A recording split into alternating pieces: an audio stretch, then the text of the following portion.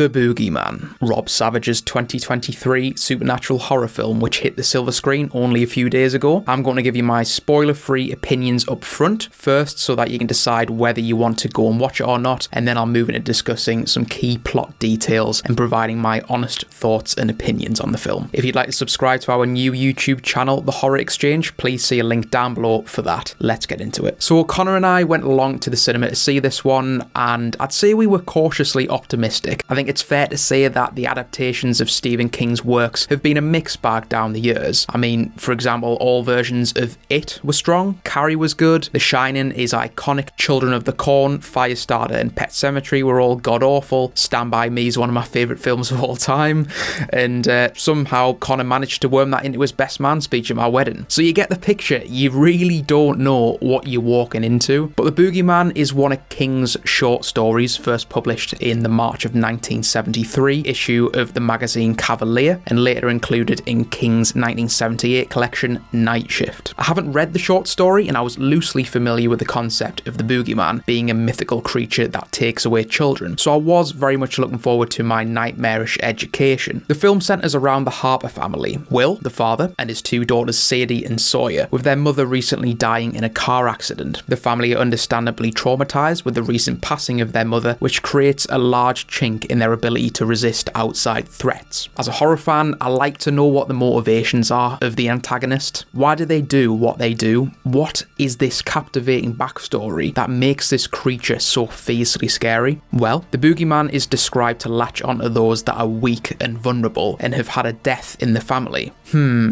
So I guess this is the overarching theme of the Boogeyman and what will extend across my review of it. There's zero originality apart from one very specific scene which I'll get into shortly. Tickets to the movie theatre are not cheap anymore, so you've got to bring something new to the table that makes it worth the audience spending their hard-earned cash to see your film. The Boogeyman does not do this. There's a lack of originality to the script. The cinematography follows a very similar mould to what has came before, with a few very clever bits of camera work, and across the board it's a very safe film. It's not bad, it's just overwhelmingly average. So I'm now going to get into some plot details. Again, this is your spoiler warning. So the standout scene for the film for me was the opening scene. I was blown away. It was punchy, concise, and it really set the tone for what I hoped would continue for the duration of the runtime. We're placed inside a room of a very young child, no older than 1 or 2, who is standing there in a cot, screaming and crying at the Boogeyman who's lurking in the shadows. You don't see what the antagonist looks like, it's just the threat of it which is so haunting. Looking around the room, the set design was quality here. There's ABC pictures on the wall, and you get this very abrupt clash of innocence and evil unnaturally coming together. The camera pans away and all you hear is a sharp snap with blood spraying onto a picture of a family who we later find out to be the Billings family. I've got to give Rob Savage his flowers here for this scene. It was absolutely brutal. I can't think of many films that have had the balls to terminate a baby in any scene, never mind the opening one, but I was completely caught off guard, which is always a good thing for horror. Additionally, I was very impressed with how light was manipulated to great effect to successfully build tension and suspense, although I did feel that this was over-egged at times. For example, it's the middle of the day and the house feels pitch black. You've got multiple lamps on the wall, but they're all ridiculously dim. I think you need to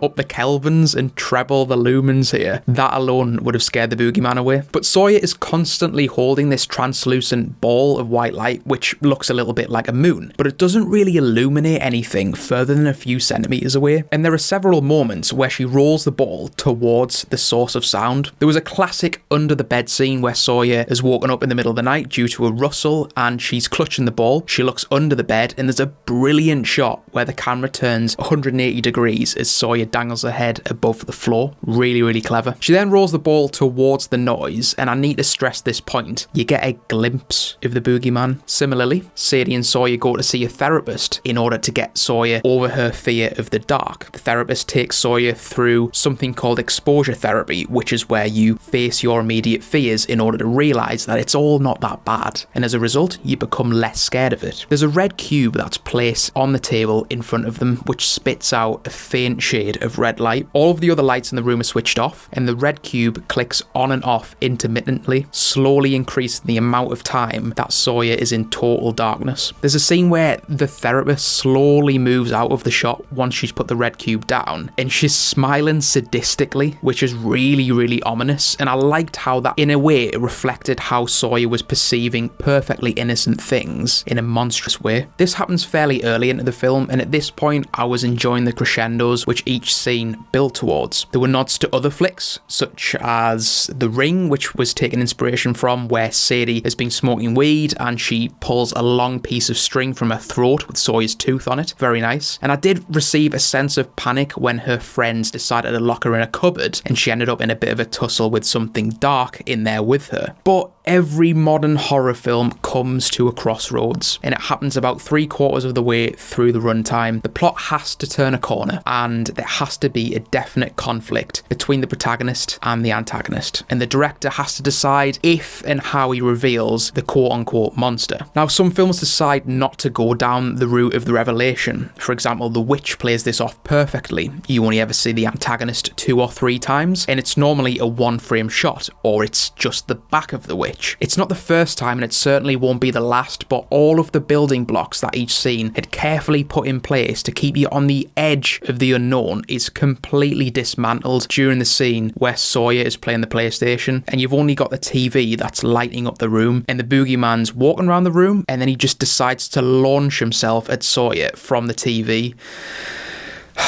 My emotions at that point were just disappointment. We get a full reveal of what the boogeyman looks like. It's a cross between the monsters from Quiet Place and a dog. It's CGI diarrhea, and it made sure that I didn't care about the final chapter of the film. Once I knew what a mess this antagonist was, all fear was completely stripped from my conscience. I was bored. How hard is it to create some prosthetics or have someone dress up as something in the dark? There were a few cool scenes where a shadowy figure was lurking in the background.